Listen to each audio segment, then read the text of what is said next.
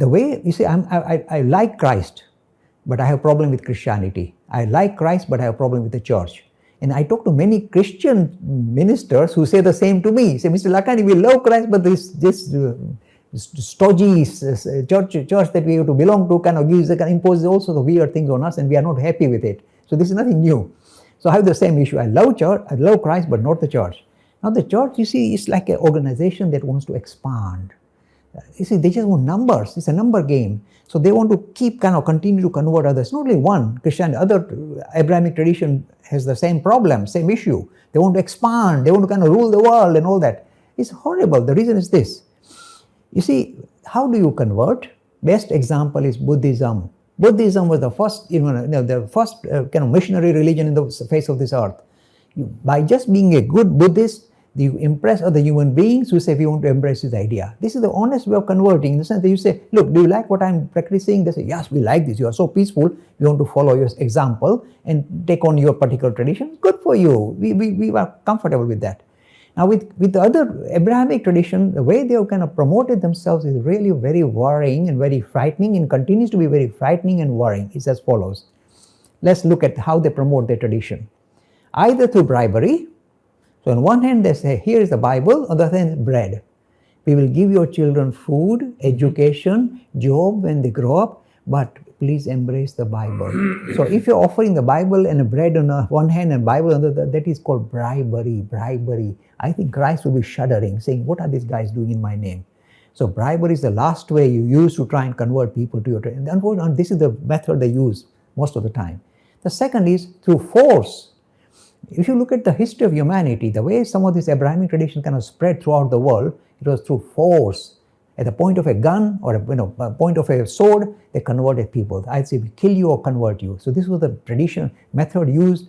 It's frightening. It's very uncivilized. And this is how they're promoting themselves. Or sometimes they use fear. Mr. Lakhani, if you don't follow our particular way of thinking, you're going to end up in hell forever and ever and ever. And we like you, Mr. Lakhani. We can't let you fall in hell. So please join us.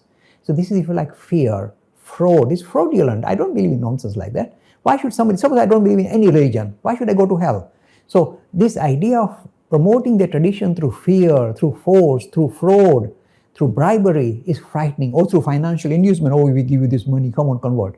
So this shows, in fact, that their mentors, Christ will be shuddering in the highest heaven, saying, what are these guys doing in my name? So I am saying, how do you stop it? That's your second part of your question. The answer is this. And I have said this repeatedly, and the Hindus are they're not listening to me at all. Look, unless you give your own youngsters structured, rational, contemporary, comprehensive vision of your tradition, they are likely to abandon you, because it appears very confusing and conflicting. So they say, this simple, this seems so easy, one God and simple, let's follow the book and that's it. So unless you give your own youngsters very structured, that's what we are trying to do through this WhatsApp. Give them structured, rational, something that agrees with their common sense, not high philosophy, just common sense. Rational, structured understanding of their own tradition is the only protection you can give to your youngsters, so they can never be converted. To the contrary, if anybody tries to convert them, they will respond in such a dynamic manner, the other person will run away saying that I'll get converted to Hinduism. So that is the approach. You must be robust in the way you respond and robust in the way you present to understand your religion. The Hindus, my friend, the emails that we get show such confusion in the name of Hinduism. It shows how poorly we know about our own tradition. So do we understand why our youngsters run away from our religion?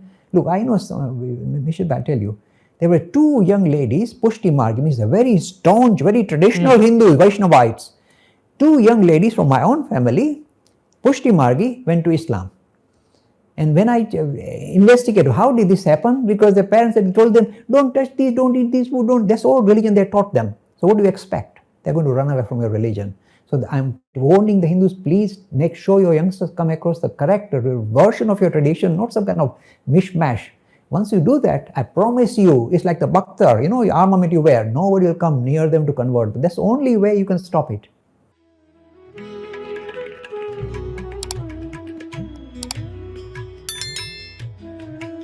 Free e-learning course in Hinduism. To register, please visit www.hindu-academy.com.